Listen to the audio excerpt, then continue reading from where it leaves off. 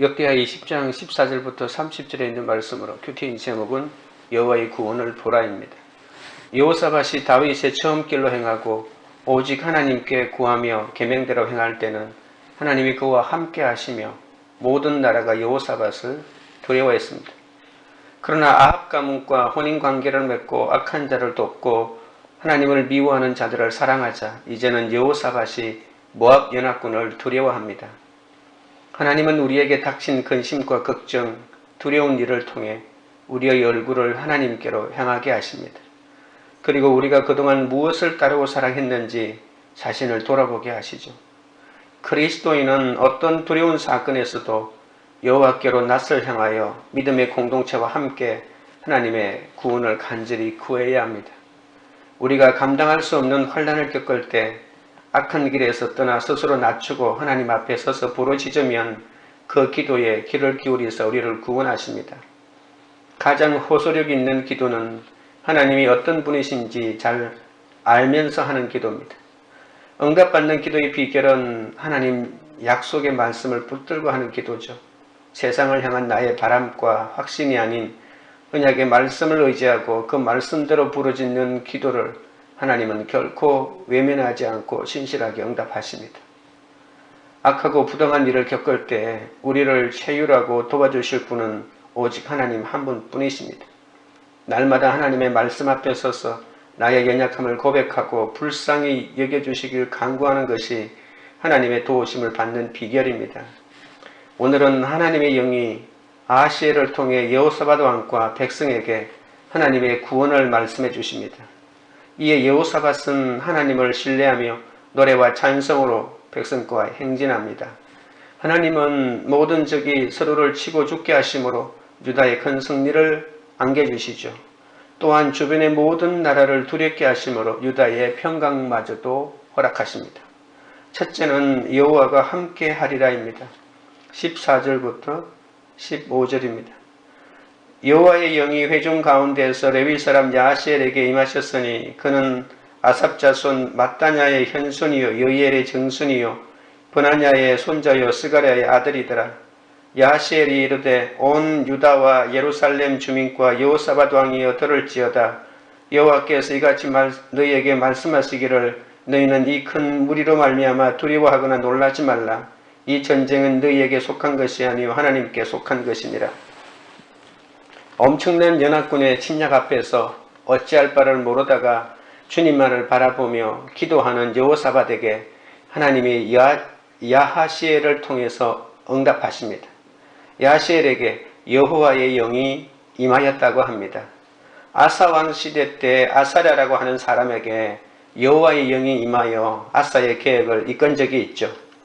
하나님의 말씀이 이름 없는 한 선지자에게 임한 것입니다. 하나님의 말씀은 누가 선포하는지가 중요하지 않습니다. 말씀을 주신 하나님만 생각해야 하죠. 그 말씀이 하나님이 주셨다면 그래서 그 말씀에 권위가 있는 것이지 그 예언자가 어떤 집안의 배경을 가지고 있는지는 중요하지 않다는 겁니다. 야하시엘도 찬양대로 예배에 참석했다가 말씀을 대언한 것입니다. 당시 제사장들도 많았고 이 전문 선지자들도 많았을 텐데 이 무명의 레위 사람이 하나님의 말씀을 대언할 줄 누가 알았겠습니까? 그러면서 그의 계보를 오대나 거슬러 올라가면서 레위 지파 찬양대장 아삽의 정수님을 말합니다. 이 아삽은 다윗 시대 때 찬양대장을 하지 않았습니까? 야하시엘은 온 백성에게 거룩한 전쟁이 시작될 것을 선포합니다. 하나님이 이스라엘 편에 서서 전쟁하시기 위해서 오셨다는 이 야하시엘은 두려워 마라. 적군이 아무리 많더라도 겁내지 말라고 선포합니다. 여호사밧과 백성의 두려움을 없애주었던 것입니다. 선지자는 이 전쟁은 바로 하나님이 치르시는 거룩한 전쟁이기 때문에 두려워할 필요가 전혀 없다고 말합니다. 16절, 17절입니다. 내일 너희가 그들에게로 내려가라. 그들이 씻어 고개로 올라올 때에 너희가 골짜기 어귀 여로엘들 앞에서 그들을 만나려니와 이 전쟁에는 너희가 싸울 것이 없나니 대열을 이루고 서서 너희와 함께한 여호와가 구원하는 것을 보라.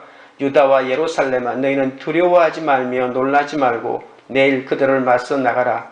여호와가 너희와 함께하리라 하셨느니라 하매, 하나님은 야하시엘을 통해 내일 저기 진군이 오면 여로웨엘 뜰 앞에서 맞으라고 합니다.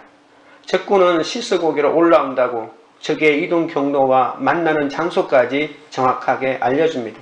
만약에 내일 이 말이 맞다면 이 전쟁은 하나님의 손 안에 있다는 것을 믿으라는 그런 뜻이죠.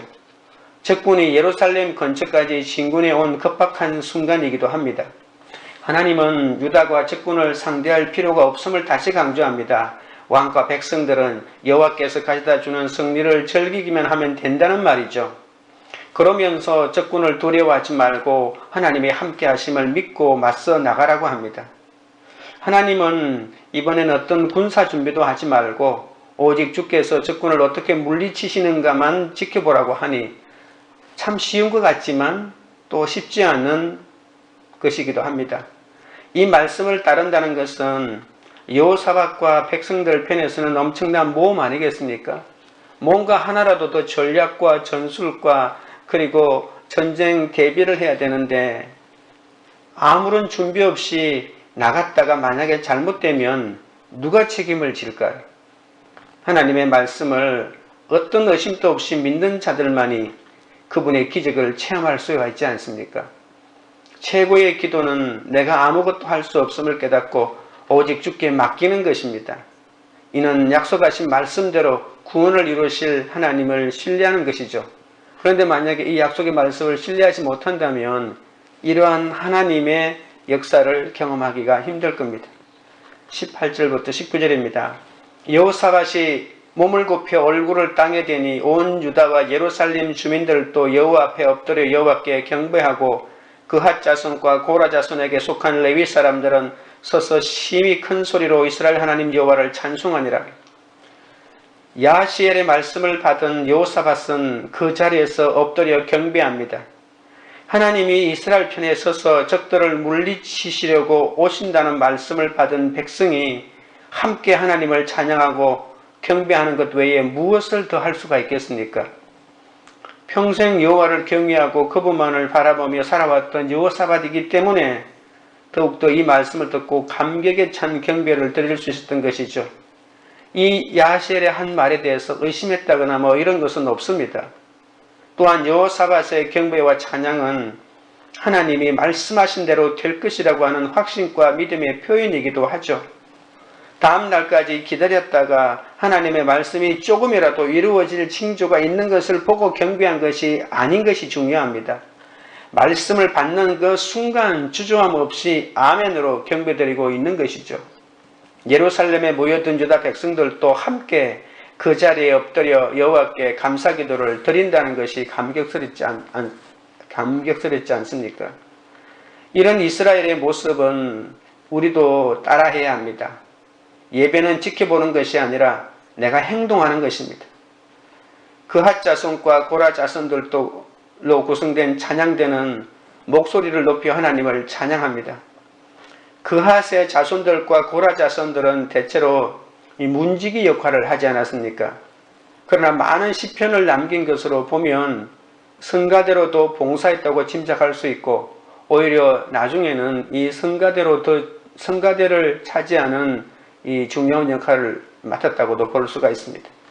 두렵고 큰 시련 앞에서 우리는 믿음의 공동체와 함께 대열을 이루고 서서 하나님의 말씀을 듣고 그 말씀대로 이루시는 하나님의 구원을 보는 것이 중요합니다. 적용 질문 드립니다.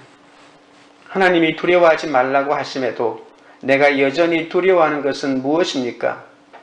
대열을 이루고 서는 것처럼 하나님께 속한 전쟁에서 내가 해야 할 최소한의 순종은 무엇입니까? 둘째는 여호와를 신뢰하라입니다. 20절부터 20절입니다. 이에 백성들이 아침에 일찍이 일어나서 드고와 뜰로 나가니라.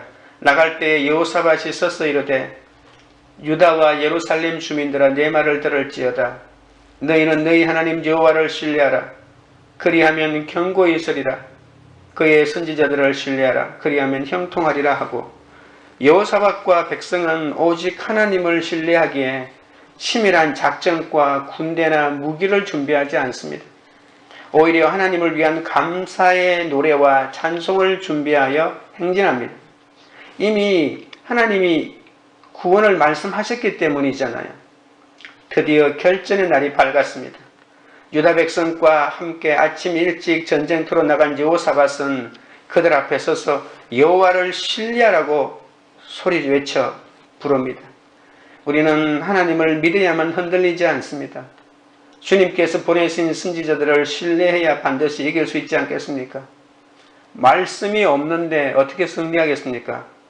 말씀을 믿고 난 다음에 승리를 얻어야 그 말씀을 주신 하나님이 승리를 주셨다고 우리가 받아들일 것이 아니겠습니까?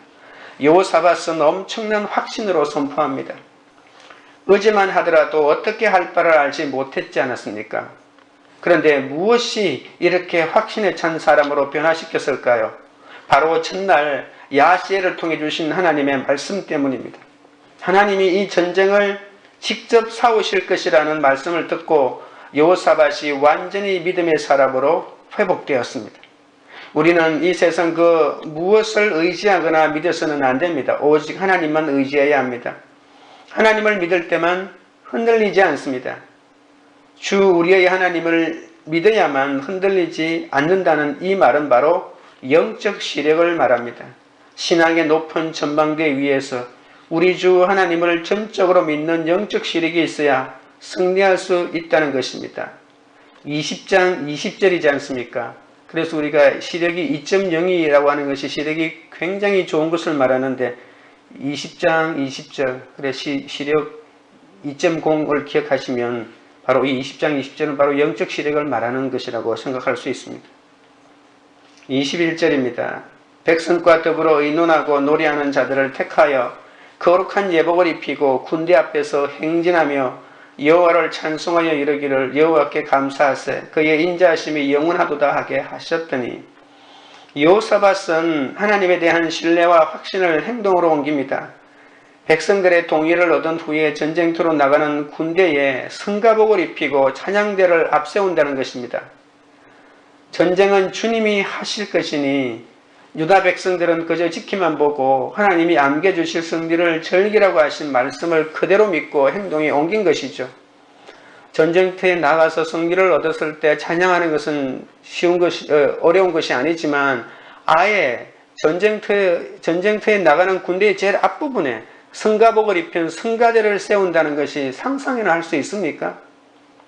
왕은 하나님을 믿어야만 흔들리지 않는다는 것이 무엇인지 몸소 보여줍니다. 어떠한 의심도 없이 그대로 믿는다는 것 아니겠습니까? 어쩌면 반대하는 사람도 있었을지도 모릅니다. 그러나 왕이 너무나도 확신에 차서 말하기 때문에 이 군대를 앞서가던 찬양대는 여호와께 감사하세 그의 인자하심이 영원하도다라고 찬송을 부르며 전쟁터로 나갔습니다. 22절 23절입니다. 그 노래와 찬송이 시작될 때에 여호와께서 복병을 두어 유다를 치러 온 암몬 자손과 모압과 세일산 주민들을 치게 하심으로 그들이 패하였으니 곧 암몬과 모압 자손이 일어나 세일산 주민들을 쳐서 진멸하고 세일 주민들을 멸한 후에는 그들이 서로 쳐 죽였더라. 드디어 하나님의 싸우시기 시작했습니다. 그 시점이 바로 군대 앞에서 그 노래와 찬송이 시작될 때입니다. 주님은 복병을 지켜서 적군을 치게 하여 그들을 완전히 물리칩니다. 복병이 누구인지 알 수가 없습니다. 천군 천사였는지 아니면 유다 군대였는지 정확하지 않습니다. 그러나 유다 사람들이 아직 싸움터에 도착하지도 않는 것으로 보아서 그리고 싸움의 제일 군대의 앞부분에는 이 성가대가 서 있기 때문에 유다 군대라고 보기는 조금 힘들 것 같습니다. 유다를 침략해온 적군이 서로를 죽이는 상황을 보면 상상을 초월하는 공포가 침략자들에게 임하지 않았습니까? 갑자기 자기들끼리 싸우기 시작하는 거예요. 두려움과 공포가 저들을 사로잡는 것은 거룩한 전쟁의 특징입니다. 적군들의 마음속에 두려움을 넣어주어서 서로가 서로를 못 믿게 만들고 서로를 죽일 수밖에 없는 거죠. 하나님이 적군을 치시니 암몬과 모압과 그리고 마온 사람들이라고 하는 이 세 민족이 합세하여 연합군으로 쳐들어오지 않았습니까? 그래서 암몬과 모압이 한편이 되고, 그리고 이 마온 사람들은 세일산 사람들인데 이 마온 사람들끼리 전쟁을 치르는 거예요. 그래서 마온 사람들이 다 죽고 난 다음에 그 다음에는 암몬 사람들과 모압 사람들끼리 서로 또 쳐 죽인다는 것입니다. 유다를 침략한 군대가 순식간에 참이라고 말았습니다. 하나님은 전날 선지자를 통해 하나님이 직접 나서서 싸울 것이라고 했는데 여호사밧은 이 말씀을 믿고 찬양단을 앞세우고 전쟁터에 나가지 않았습니까? 이 모든 일이 여호사밧이 믿은 대로 되고 말았던 것입니다. 24절 26절입니다. 유다 사람이 들망대에 이르러 그 무리를 본즉 땅에 엎드려진 시체들 뿐이요 한 사람도 피한 자가 없는지라. 여호사밧과 그의 백성이 가서 적군의 물건을 탈취할세 본즉 그 가운데에 재물과 의복과 보물이 많이 있으므로 각기 탈취하는데 그 물건이 너무 많아 능히 가져갈 수 없을 만큼 많으므로 사흘 동안에 거두어 드리고 넷째 날에 무리가 브라가 골짜기에 모여서 거기서 여호와를 송축한지라. 그러므로 오늘날까지 그곳에 브라가 골짜기라 일컫더라. 여호사밧은 원래 120만 명이라고 하는 엄청난 군대를 준비하고 있었죠. 그런데도 큰 무리가 쳐들어왔을 때 오들오들 떨었잖아요. 그래서 어쩌면 이 120만 명을 훨씬 능가하는 군대가 왔다고도 볼 수가 있는데 그 엄청난 군대가 전멸을 하고 말았잖아요. 유다 사람들이 망대에 이르러 들판을 내려다보니 적군은 모두 거의 다 죽었습니다. 전쟁터로 나와왔던 여호사밧과 유다 사람들은 이 하나님의 말씀대로 싸우지도 않고 전리품을 챙깁니다. 유다 백성의 눈앞에는 두려운 적군이 아닌 이미 엎드려진 시체들과 능히 가져갈 수 없을 만큼 많은 전리품만 있었죠. 쓰러진 적군의 시체 사이를 다니면서 마음껏 전리품을 탈취하는데 얼마나 많았던지 거두어 드리는데 3일이나 걸렸다는 것입니다. 모압 군인들이 가진 것 가져가는데 하루, 그리고 암몬 하루, 그리고 마온 하루, 이렇게 한 민족에 하루씩 걸렸다고도 볼 수가 있죠. 전리품을 거두어 드린 다음 날 이스라엘은 브라가 골짜기에 모여서 하나님을 송축합니다. 그 골짜기 이름이 지금도 브라가라고 한다고 했는데 브라가라고 하는 그 말 자체가 하나님을 송축한다는 뜻이죠. 하나님을 신뢰하는 사람에게 가장 필요한 큰 무기는 그분을 향한 감사와 승리의 찬송이라는 것을 잊지 마십시오. 적용 질문 드립니다. 모든 상황에서도 하나님을 신뢰하며 찬송합니까? 아니면 한숨만 내쉬며 절망하고 있지는 않습니까? 셋째는 평강을 주셨더라입니다. 27절 28절입니다. 유다와 예루살렘 모든 사람이 다시 여호사밧을 선두로 하여 즐겁게 예루살렘으로 돌아왔으니 이는 여호와께서 그들이 그 적군을 이김으로써 즐거워하게 하셨습니다. 그들이 비파와 수금과 나팔을 합주하고 예루살렘에 이르러 여호와의 전에 나아가니라. 두려움으로 이스라엘의 전 앞에 서서 금식하며 간구한 여호사밧과 백성은 여호와의 말씀을 신뢰하고 찬송함으로 전장에 나아가 하나님이 주신 놀라운 승리를 경험합니다. 그리고 이제 그들은 여호사밧을 선두로 즐겁게 예루살렘으로 돌아와 하나님의 전 앞에 서서 승리와 감사의 찬송으로 여호와를 높이고 있습니다. 얼마나 감격스러운 장면입니까? 찬양대를 앞세우고 찬양을 부르며 전쟁터로 떠났던 여호사밧은 백성들이 더 큰 소리로 찬양을 부르며 돌아왔습니다. 개선하는 유다 사람들은 찬양대와 악단과 함께 기뻐하며 열광합니다. 모든 것이 하나님의 말씀대로 이루어졌고 주의 백성은 별로 싸우지도 않고 승리를 거두었습니다.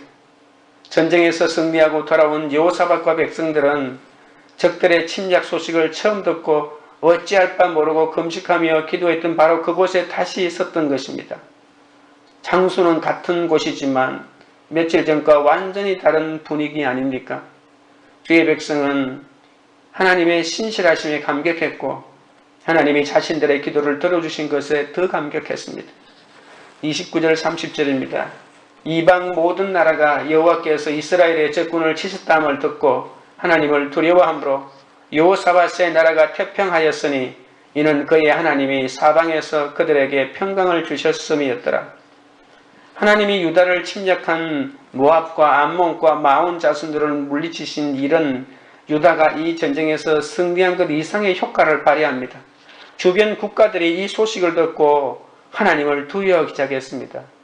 절대로 여호사밧 나라를 침략해서는 안 되겠구나. 그래서 여호사밧이 다스리는 동안 유다는 태평성세를 이루었습니다. 하나님이 사방으로 평안을 주신 거죠. 하나님은 이방 모든 나라로 하여금 하나님을 두려워하게 하셔서 여호사밧의 나라에 하나님의 은혜가 가득 찼습니다. 하나님이 어떤 분이신지를 깨달은 이방 나라들이 유다를 넘볼 생각을 아예 포기한 것입니다. 하나님은 나의 두려움의 사건을 구원의 사건이 되게 하십니다. 그리고 그 두려움을 즐거움과 평강으로 바꾸어 주십니다. 언약의 말씀을 붙들고 믿음으로 찬송하는 자에게 하나님은 큰 승리를 주시고 즐거움과 평강으로 찬송하게 하십니다. 지금 질문 드립니다. 하나님이 두려운 사건을 통해 나에게 구원의 즐거움과 평강을 주신 적이 있습니까? 기도드리겠습니다. 하나님 아버지, 하나님이 두려워하지 말라고 말씀하셨음에도 여전히 하나님을 믿지 못하고 두려워하는 일이 많사오니 불쌍히 여겨 주시옵소서. 크고 두려운 사건 앞에서도 말씀을 신뢰하고 하나님을 찬송하기 원합니다. 믿음의 공동체와 대의를 이루고서서 하나님께 속한 전쟁에서 내가 해야 할 최소한의 순종을 마다하지 않게 하여 주옵소서. 나를 구원하실 하나님을 찬송하는 것이 나의 가장 큰 힘이요 능력임을 깨닫게 하옵소서. 두려운 사건이 곧 구원의 사건임을 믿음으로 보게 하여 주옵소서. 하나님을 신뢰하는 사람의 가장 필요한 큰 무기는 하나님을 향한 감사와 승리의 찬송뿐이라고 하셨사오니 힘든 상황에서도 한숨만 내쉬며 절망하지 않고 하나님을 신뢰하며 나아가게 하옵소서. 오늘 나에게 주실 평강을 믿음으로 바라보며 감사와 찬송으로 나아갑니다. 하나님은 나의 두려움의 사건을 구원의 사건으로 그 두려움을 즐거움과 평강으로 바꾸어 주실 것을 굳게 믿습니다. 광교리들 교회가 두렵고 큰 시련 앞에서도 믿음의 공동체와 함께 대의를 이루어 하나님의 말씀대로 이루시는 주님의 구원을 바라보는 공동체가 되게 하옵소서. 아무리 힘들고 절망적인 상황에서도 십자가를 길러 놓으면 어디든 갈 수 있다는 것을 알게 하옵소서. 매일 말씀을 묵상하고 적용하는 예수의 증인이 다 되게 하옵소서. 언약의 말씀에 귀 기울이며 믿음의 결단으로 하나님의 큰 승리를 맛보고 평강을 누리는 교회가 되도록 인도하여 주시옵소서. 예수님의 이름으로 기도드립니다. 아멘.